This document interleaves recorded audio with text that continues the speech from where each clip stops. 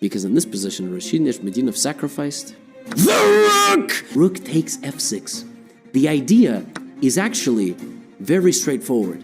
It just has to do with control over the d5 square. Now you would think that move makes no sense, because your rook is gone. You have no attack anymore. An entire potent, powerful attacking piece is gone.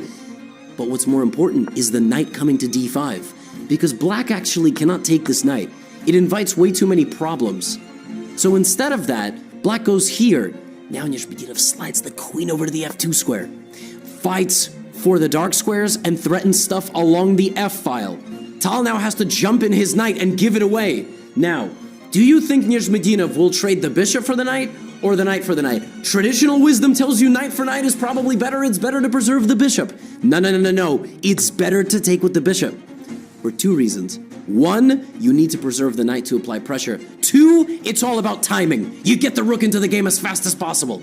E takes f4, and just before we do that, we lunge into the center of the board with e5. We surrender the control of the knight completely, because if bishop takes d5 is played in this position, you open up the king. Rook e1 is a devastating threat. Bishop g2 is possible. Queen e1. King would go to f8. I would then bounce the king back into the center like a ping pong ball, and I would play rook e7, and devastating impact would arrive, as well as rook d1, which obviously just wins the queen, which is also good enough.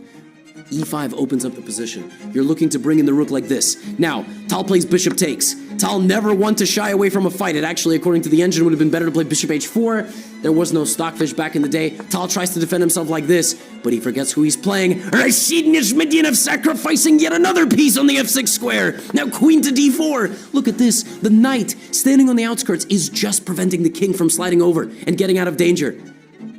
Now, the bishops are still staring at each other. The rook is still pressuring.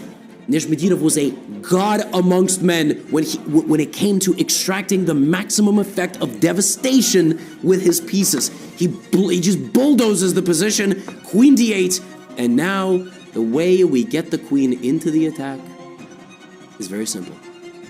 We sacrifice the rook again. 2 rooks sacrificed in one game. This is hardly a sacrifice. This is more of a discovered attack. Tal accepted the capture. Queen h8. The king is mercilessly hunted into the center of the board, and pawn takes f5. And Tal resigned